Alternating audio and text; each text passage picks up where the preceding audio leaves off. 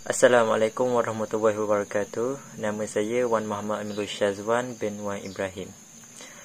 Tujuan saya berada di sini pada hari ini adalah untuk membentangkan berkenaan dengan projek yang akan saya jalankan, iaitu projek penanaman sayur-sayuran. Selain itu juga, tujuan saya adalah untuk mendapatkan kelulusan pinjaman bagi modal permulaan projek saya ini. Diharapkan supaya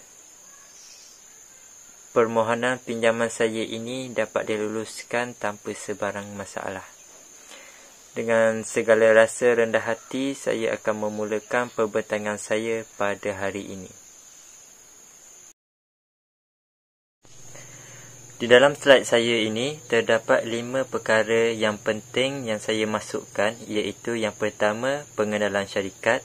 Yang kedua, maklumat projek. Yang ketiga, implikasi keuangan.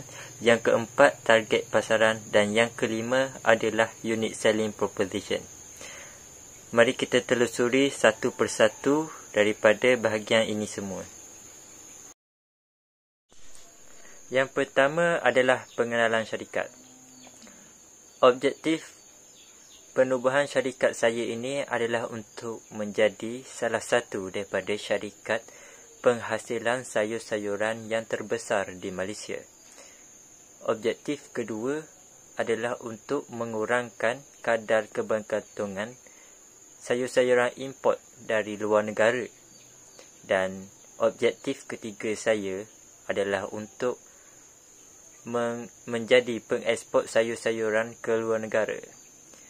Jadi pada masa yang sama, sementara saya memenuhi permintaan daripada dalam negara, saya juga bercadang untuk mengeksport sayur-sayuran ini ke luar negara.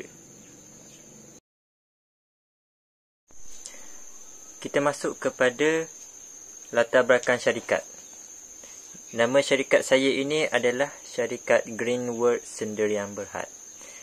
Nama syarikat saya ini mempunyai maksudnya tersendiri. Green iaitu warna daripada sayur-sayuran itu sendiri. Kemudian future melambangkan masa depan. Ini adalah satu simbolik bagi masa depan yang bergantung kepada sayur-sayuran yang hijau. Syarikat ini bertapak di Kampung Tepuh, Kuala Terengganu. Kawasan itu boleh dikatakan sedang membangun dan mempunyai peluang yang cerah untuk menjadi lebih maju. Bagi urusan perbankan pula, saya menggunakan Bank Agrobank. Bank Agrobank ini telah diketahui ramai sangat membantu petani-petani dalam urusan keuangan mereka. Dan lembaga pengarah syarikat kami ini adalah saya sendiri. Jadi sayalah yang akan mengelola semua aktiviti-aktiviti yang dilakukan di dalam syarikat saya ini. Kemudian kita masuk kepada carta organisasi. Seperti yang boleh dilihat, terdapat 5 bahagian utama di dalam syarikat saya, iaitu yang pertama adalah pengurus besar. Kemudian diikuti dengan pengurus sumber manusia, pengurus pemasaran, pengurus operasi dan akhir sekali adalah pengurus keuangan. Kesemua ini mempunyai peranan masing-masing untuk menggerakkan semua aktiviti syarikat ini. Sebagai contoh, pengurus pemasaran mempunyai peranan bagi memasarkan produk-produk kami ini sama ada di dalam negara ataupun luar negara. Kemudian pengurus operasi akan menguruskan operasi-operasi seperti proses penanaman sayur-sayuran dan sebagainya. Sekarang kita masuk ke bahagian kedua, iaitu maklumat projek. Ini merupakan maklumat asas projek saya. Seperti yang saya jelaskan pada awal tadi, projek yang dijalankan di sini adalah projek penanaman sayur-sayuran dan lokasi yang saya pilih adalah lokasi Kampung Tepuh, Kuala Terengganu. Keluasan ladang yang saya usahakan ini adalah seluas 6 ekar dan kapasiti tanaman yang boleh dimuatkan adalah sebanyak 5,000 tanaman. Anggaran kos permulaan yang diperlukan adalah RM50,000. Ini anggaran hasil pengeluaran bagi 1 tahun. 1 tahun, syarikat kami mensasarkan untuk menghasilkan sebanyak 90,000 kilogram setahun hasil sayur-sayuran ini. Dan anggaran kasar yang boleh diperolehi dalam masa 1 tahun adalah RM400,000. Bahagian ketiga adalah berkenaan dengan implikasi keuangan. Okey, yang pertama adalah kos pembangunan. Kos pembangunan ini adalah kos yang diperlukan pada awal untuk membangunkan ladang tersebut. Seperti yang boleh dilihat, ini adalah kerja-kerja pada awal yang dilakukan seperti pembersihan kawasan atau kerja-kerja meratakan tanah. Kos yang diperlukan adalah RM2,500. Dan yang kedua adalah pembinaan infrastruktur dan prasarana. Ini adalah proses-proses pembinaan seperti pagar kawasan, sumber air, sumber elektrik, rumah pam, sistem fertigasi dan sebagainya. Berdasarkan daripada harga-harga yang telah saya kaji, anggaran yang diperlukan untuk membangunkan semua ini adalah sebanyak RM26,600. Ini semua sudah termasuk daripada pembinaan dari awal sehingga akhir, kemudahan-kemudahan yang diperlukan, yang perlu ada di ladang saya ini.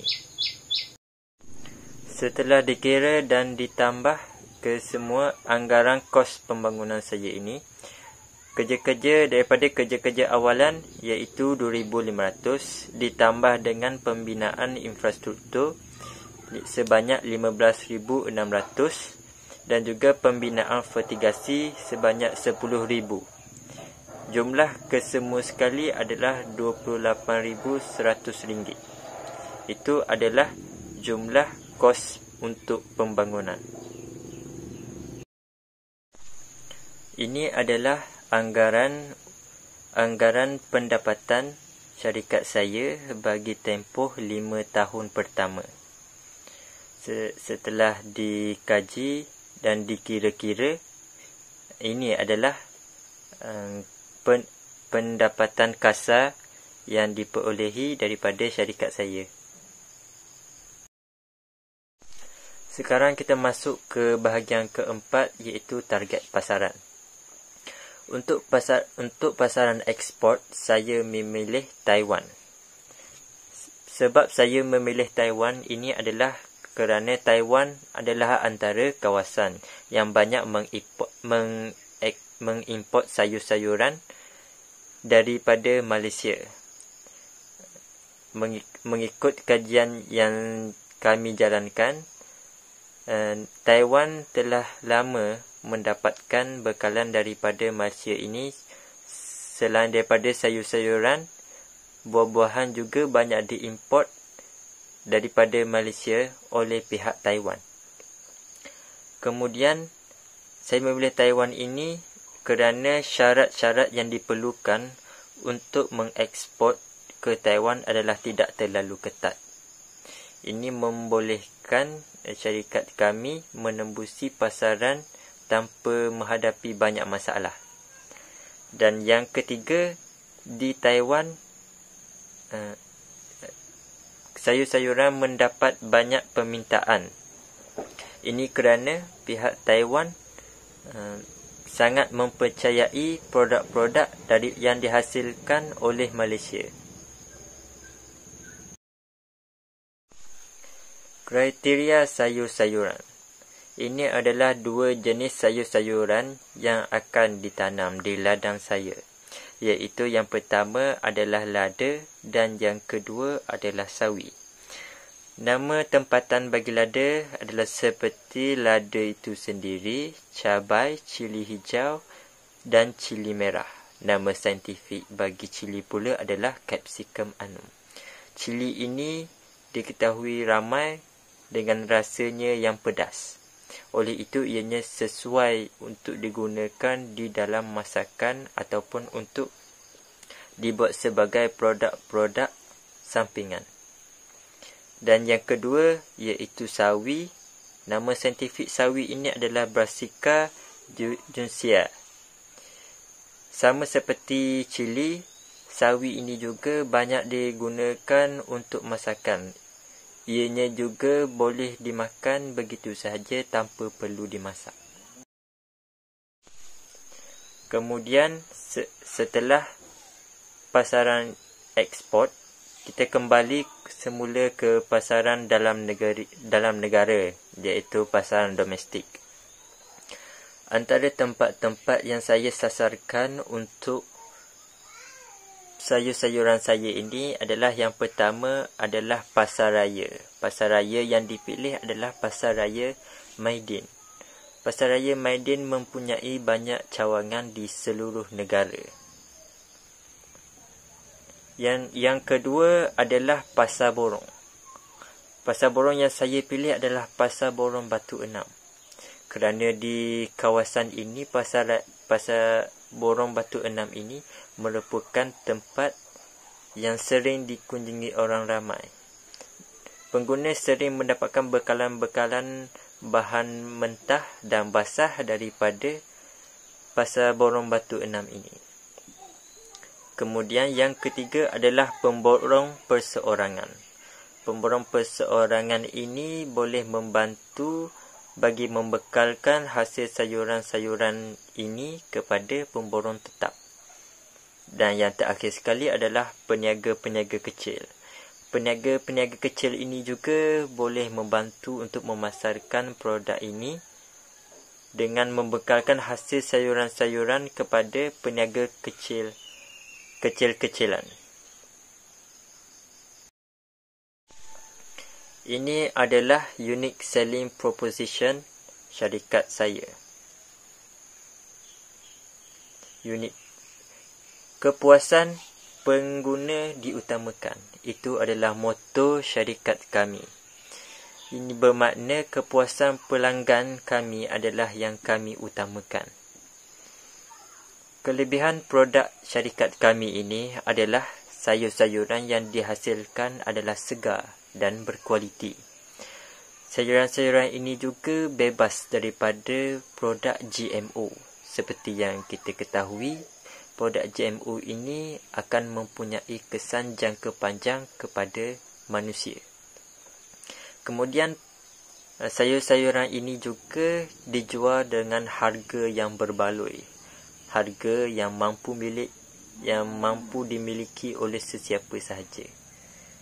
Dan yang terakhir, produk kami ini mudah untuk diperolehi. Ini kerana terdapat banyak cara untuk saya memasarkan sayur-sayuran ini seperti yang saya berikan pada sebelumnya, iaitu dengan cara memasarkannya ke banyak tempat.